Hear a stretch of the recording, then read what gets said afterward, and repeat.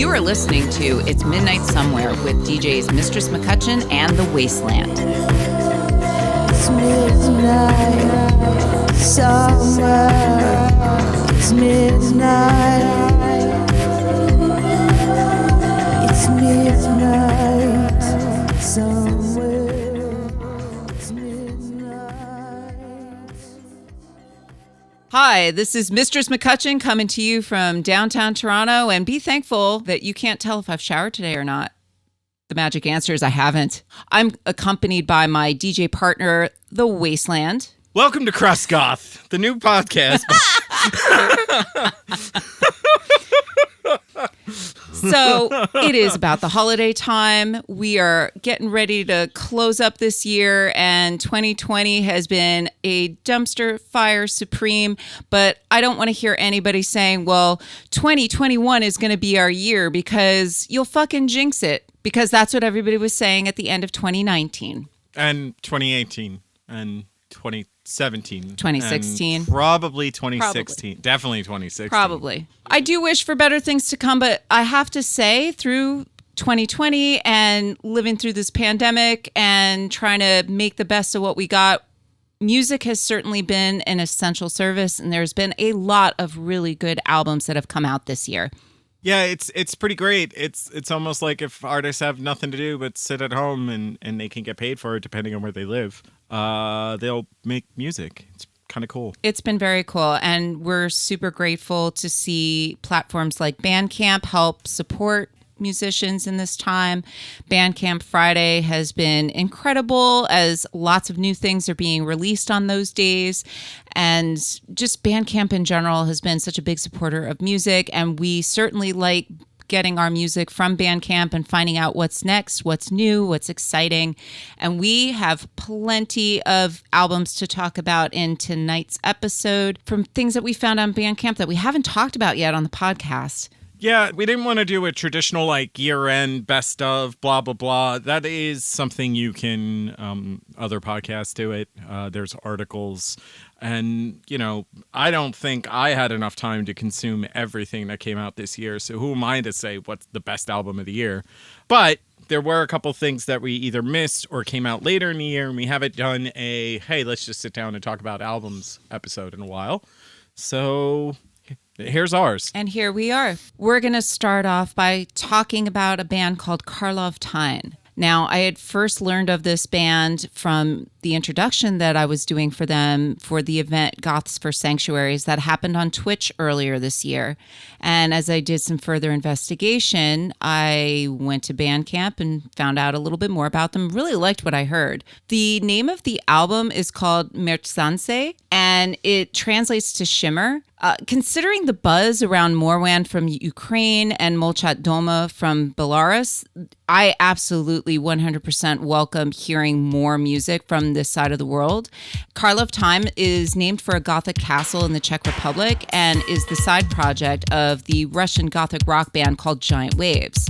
Their album was released on April 1st. I would best describe this as sort of Soviet wave post-punk. And the track I would like to feature from this album is called Yuzuksil Sugrob, which translates to Bitten by a Snowdrift.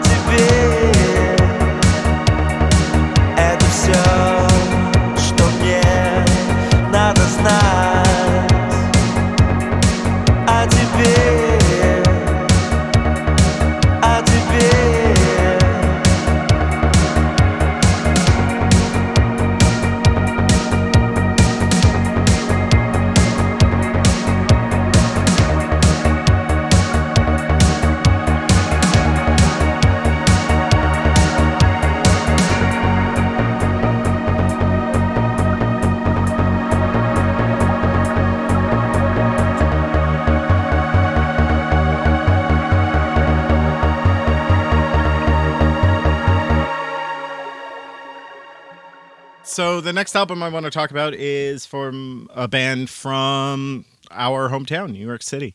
It is a witch house, or started as a witch house act, and that is Merkala, which I'm probably pronouncing wrong because I'm just kind of phonetically sounding out what the symbols in the name look like. We'll have it in the show notes, and if somebody wants to hit us up with an email and tell me how to pronounce that for real, that'd be cool. EP that came out back in April is called Chiral. And it is a good electronic album, or EP rather. It's not really. So, I said witch house, and that's right there. Some people are going to cringe and be like, ugh, why? But they've really developed from that sound, and it's a bit more complex, and it's just good stuff. They just put together good music now, like from that subgenre that kind of dead-ended a few years after it started. I mean, there's still people doing stuff in it, but it all kind of sounds samey-same after a bit. But Merkala and Valhall both come from that background, so... Yeah, it's funny. The whole witch house thing started in 2010. And yeah, it was kind of a trend, and then it just kind of dropped off. Yep. The song I'd like to feature is actually the title track, but there's two versions of it, and I like the version 2 slightly better. It's just got a little bit more oomph for my taste. The whole album's really good, definitely worth a check out. The discography, as somebody said from A Prophecy Night, They went in and they were looking at it and they were like, they have a lot of different things, and they just started pressing play on random albums and they were like, a lot of this stuff just wasn't good. Can you give me some guidance? So if you're going to go deep into the discography like Sean did, to each their own. I like it, but then again, I also bought it whacked out in the hospital and high on pain meds, so I didn't know what I was doing. That's the time you want to listen to Witch House. I'm just going to lay here and it doesn't matter what's playing. Fair. Valid. Yeah. So here's Chiral V2, or version 2, from Merkala.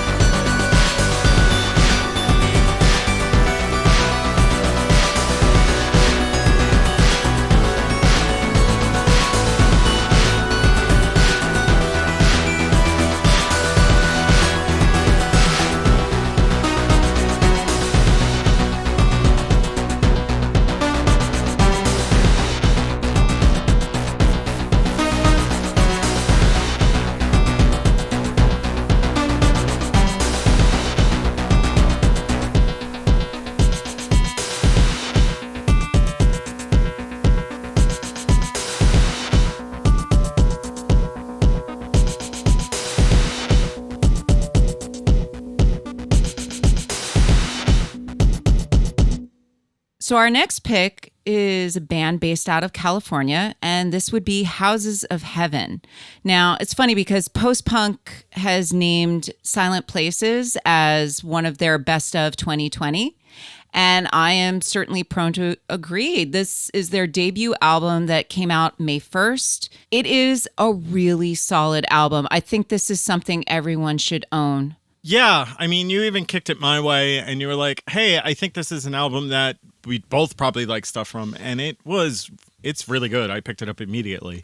And we've both played stuff from it on Prophecy. I know that. So it's a solid album front to back. I could see why it was named one of the best of for 2020. There was a lot of good music this year, but this album for especially for a debut stands apart. So I don't know. What song would you pick from it? It's a challenge because every song is a banger. There's just so many layers of guitar and synth. It's sort of post-punk. It's sort of synth wave. It's got these sort of shoegazy elements to it where it gets very hazy. For the sake of the podcast, I think we'll go with All Possible Obstacles Are Present. Good pick. Good pick.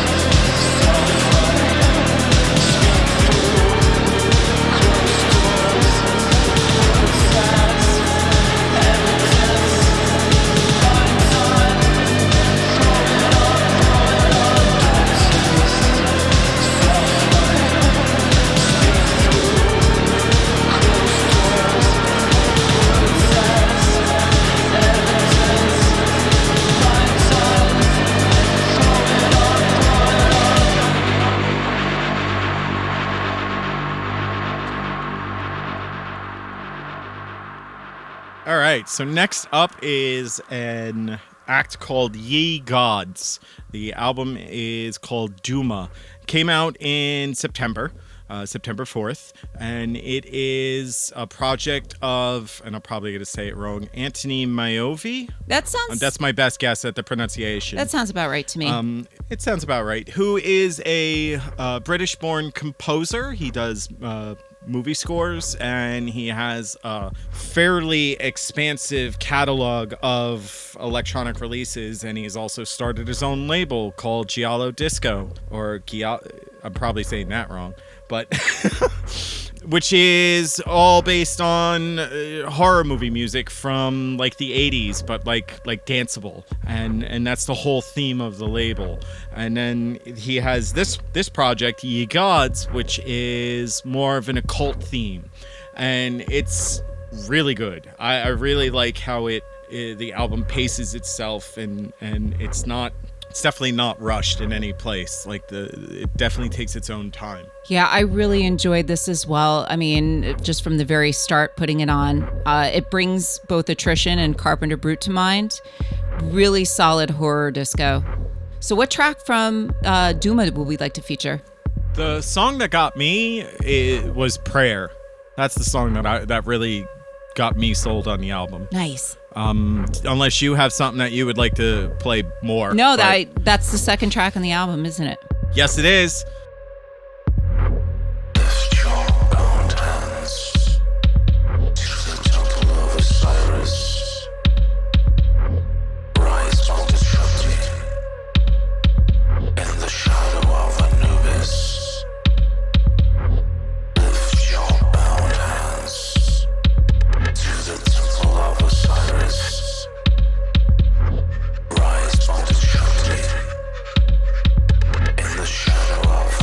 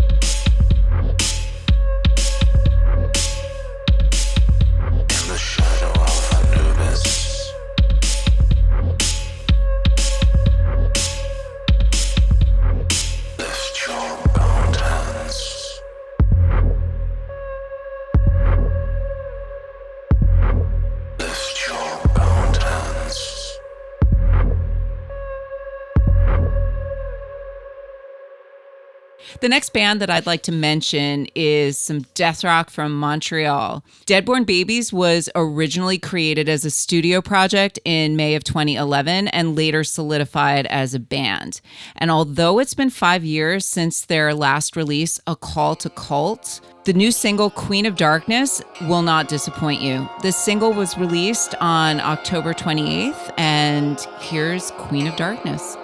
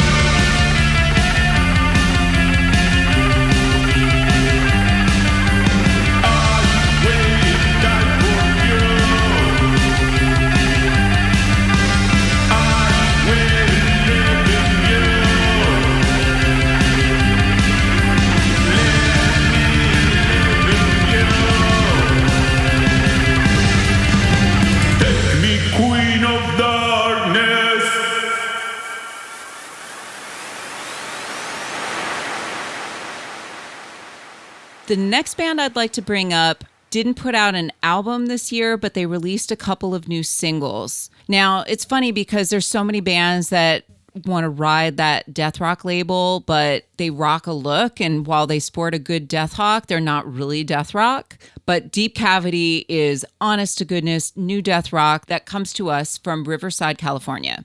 They were formed in 2018 and they had 2 singles out this year. There was Funeral of May, which was released on March 31st, and then there was Burning Illusory, which came out on Halloween. And I really am looking forward to hearing more of them in the coming year. So let's put on Burning Illusory from Deep Cavity.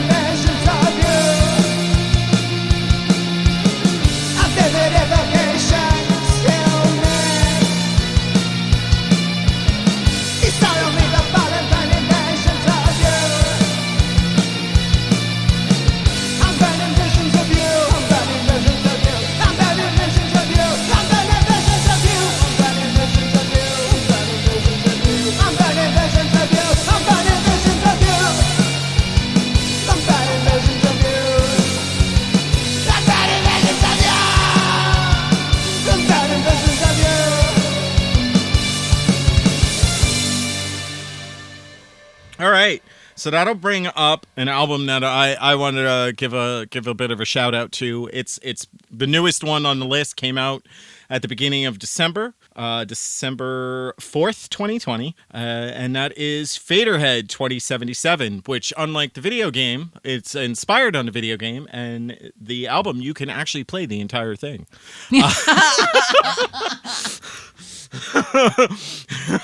Damn. But yeah, so he put this out in December when, as he was waiting for the game to come out, as a lot of people were, and as he writes on the notes on Bandcamp, he says, quote, "I've always been a fan of Neuromancer as a kid. I read the book and played the computer game. When I heard in November that the release date of the Cyberpunk 2077 game was moved again, I decided to write a few songs to shorten the waiting time. These songs then became this EP. There is an additional song that is on there just for the Bandcamp version. So if you bought the CD, you don't get it. And really cool because there's been anybody who's doing any kind of streaming with music lately, even if it's years old, has probably noticed that they're getting all kinds of takedown notices for copyright claims and stuff like that. Anybody who has a Twitch stream has seen those emails from Twitch, and he actually gives his streaming permission. I give explicit consent to use my music as background music when streaming gameplay on YouTube content or in DJ sets. A mention or link to faderhead.com is appreciated, which is pretty damn cool. He's been around for a bit.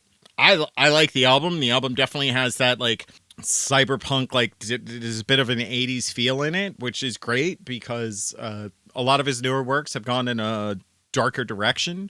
I guess he got tired of being called bro EBM or bro BM, Brodustrial, or whatever. Brodustrial. Oh man, but I mean, yeah, it's a good solid album. What did you think? Did you get a chance to listen to this one? I started listening to a little bit of it because it's pretty pure EBM. Yeah, I didn't think it was going to be up your alley, but it was more up your alley than some other things I floated maybe talking about. Floated. We got a floater. Anyway, so let's hear a track. What track are you putting on? Let's go with Cyber Psychosis.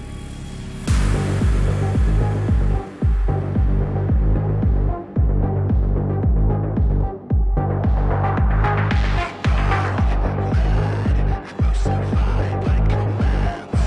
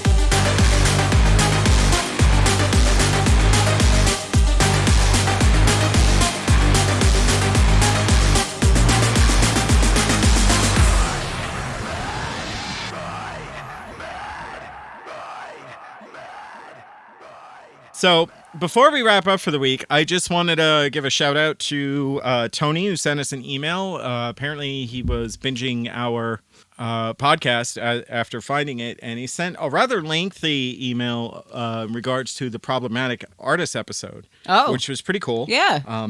He goes into quite some detail, but the big thing I wanted to say is, so Tony thanked us for mentioning the We Deserve Better video, having not been aware of it before we talked about it, which is great. It's a great video, and I, again, recommend anybody who hasn't seen it to go out and check it out. And then he also mentioned something I didn't know, but that apparently Sin from the problematic member of Ministry was not credited on the last Ministry single that came out. And he's not really in the photo book, and he's not on the acoustic Every Day is Halloween that came out with the book.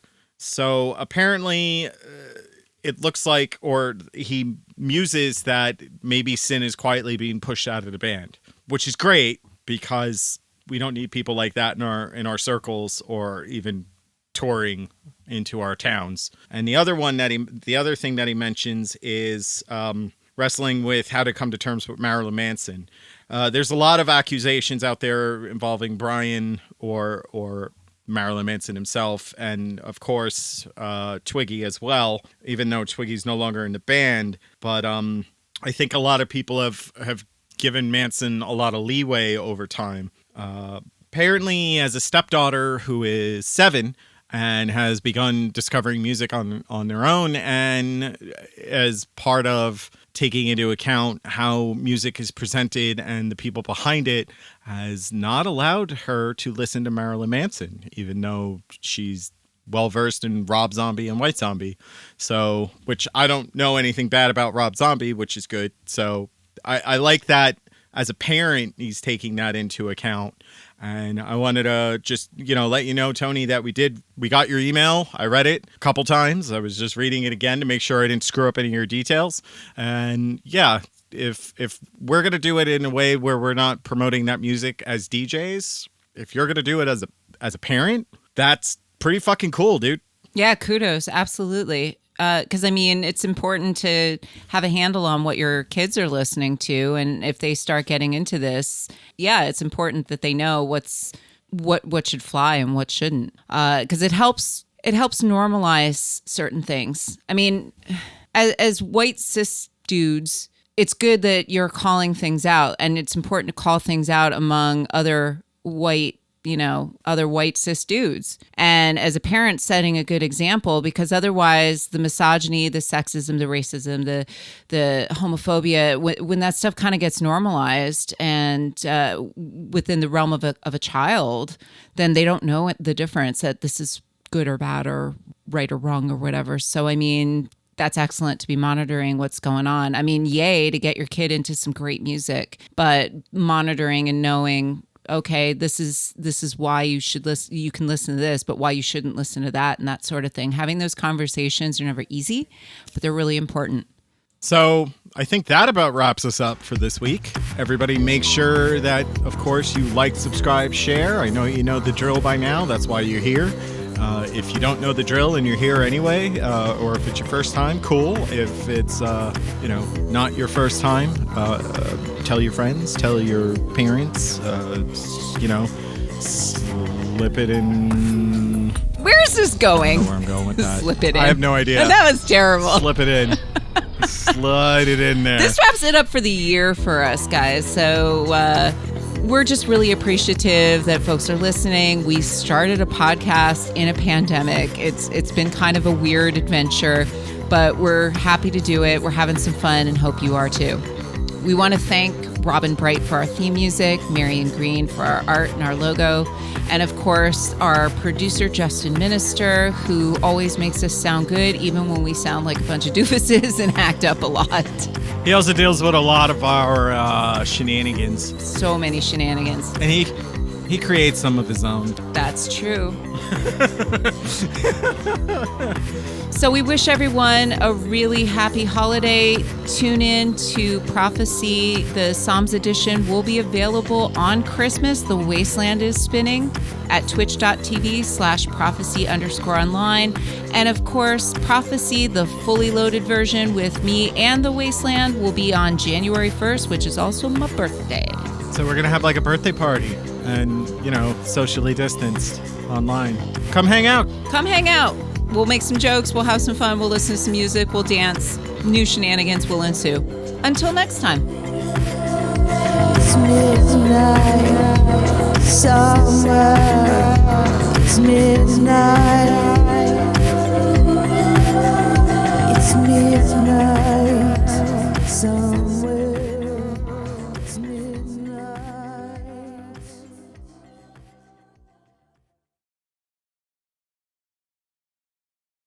This podcast was almost called I like to rhyme. I like my beats funky. I'm spunky. I like my oatmeal lumpy. I'm sick with this. Straight gangsta Mac, but sometimes I get ridiculous. I'll eat up all your crackers and your licorice. Hey, yo, fat girl, come here. Are you ticklish? Yeah, I called you fat. Look at me. I'm skinny. It never stopped me from getting busy. I'm a freak. I like the girls with the boom. I once got busy in a Burger King bathroom. I'm crazy. Allow me to amaze thee. They say I'm ugly, but it just don't faze me. I'm still getting in the girls' pants, and I even got my own dance.